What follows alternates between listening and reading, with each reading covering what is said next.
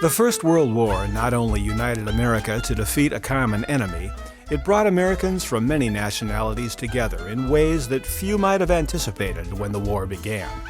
In the early part of the 20th century, tensions were high between Catholics and Protestants, between Jews, Irish, and Italians. Each new wave of immigrants settled in their own ethnic neighborhood and went to church, socialized with, and married within their own culture. But the First World War changed that. Regiments drew from every race, creed, color, and social group, and men from different religions and nationalities would be together and depended upon each other for their very survival. The role of African Americans in the military also changed.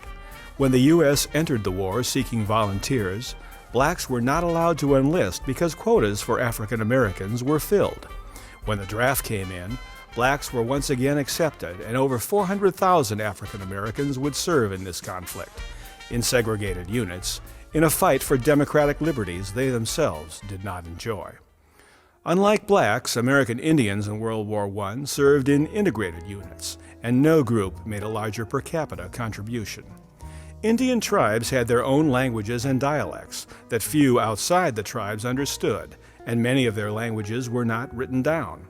That made them an ideal resource for the U.S. military, which needed to protect its radio, telephone, and telegraph messages from German intelligence.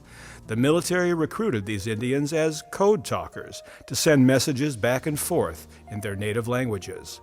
The Germans were never able to break this code. Women throughout America had sought the right to vote since at least the mid-1850s, but their efforts had been met with scorn and ridicule. By 1875, Minnesota women could vote in school elections, but their franchise ended there. In Minnesota, one of the leading advocates for women's suffrage was Clara Hampson Uland. In the years after World War I, she argued that mothers have been the force that makes for better homes and higher civilization, and that women voters would bring a new moral concern to politics. In 1920, the passage of the 19th Amendment guaranteed that the right of the citizens of the United States to vote shall not be denied or abridged by the United States or by any state on account of sex. Shortly thereafter, Clara Hampson Uland became the first president of the National League of Women Voters. In 1920, in an event that would shock the nation, 3 young black men, wrongly accused of rape, were lynched by a mob in Duluth, Minnesota.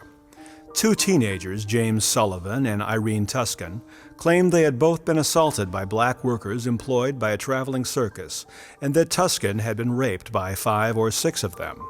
Although a medical examination later found no evidence of rape or assault, Duluth police arrested 6 black men identified by the teenagers, and soon a mob of between 5,000 and 10,000 people formed outside the Duluth City Jail.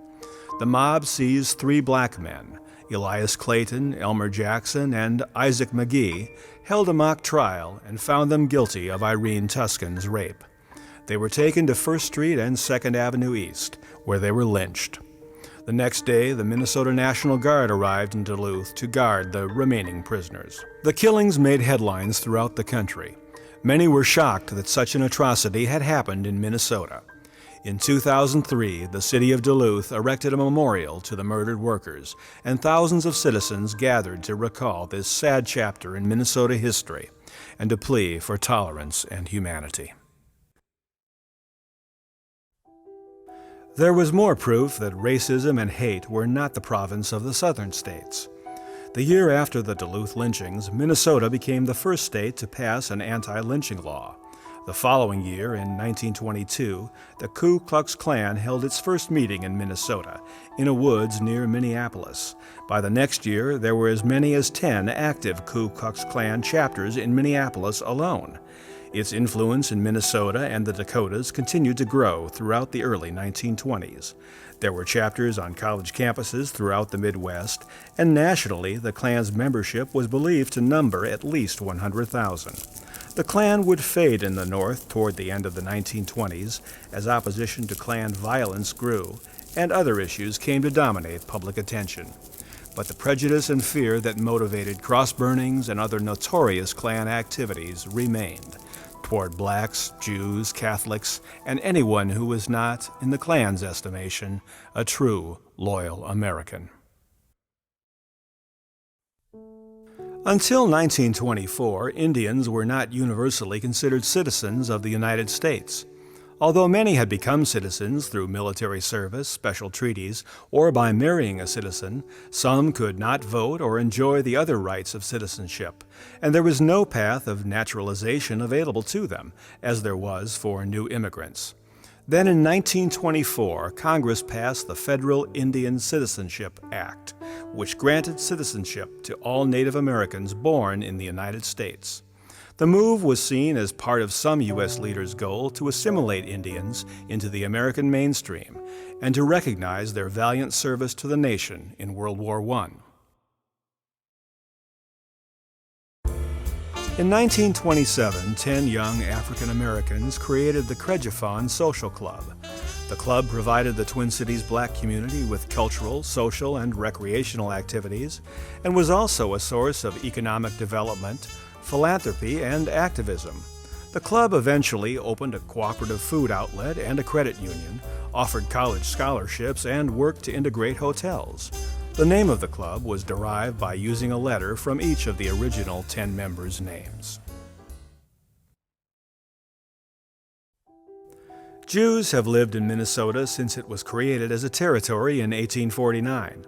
Like many immigrants, they came to the United States to escape religious and political persecution, yet often found it here in America, and especially in Minnesota.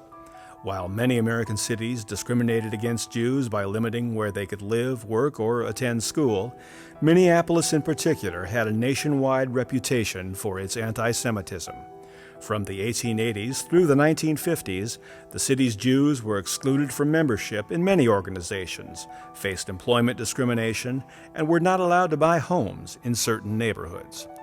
The Jewish Community Relations Council of Minnesota originated in Minneapolis in the 1930s in response to events abroad and at home. The persecution of Jews in Nazi Germany, the activities of hate groups like the Silver Shirts in Minnesota, and the anti-Semitic overtones of the 1938 Minnesota gubernatorial campaign all encouraged the formation of an organization to monitor and protest these activities. Beginning in 1936, an informal organization, the Anti-Defamation Council of Minnesota, was the vehicle of Jewish protest against all forms of anti-Semitism. In later years, the council worked for passage of fair employment practices laws and became involved in a wide range of community activities, supporting civil rights, civil liberties, separation of church and state, and cooperation among religious faiths. Pipestone National Monument was created by an act of Congress in 1937. For centuries, Indians had come to this site to quarry the red stone called pipestone, used to carve sacred ornamental pipes, treasured possessions that were often buried with ancestors. In the 19th century, the carved pipes found their way into white society through trade, and though an 1858 treaty had promised Indians free access to the area, white settlers came to dig pits and extract the sacred stone. When Pipestone National Monument was signed into existence, the land was open to the public, but quarrying was limited to Indians. Pipestone National Monument is located in southwestern Minnesota, just north of the city of Pipestone.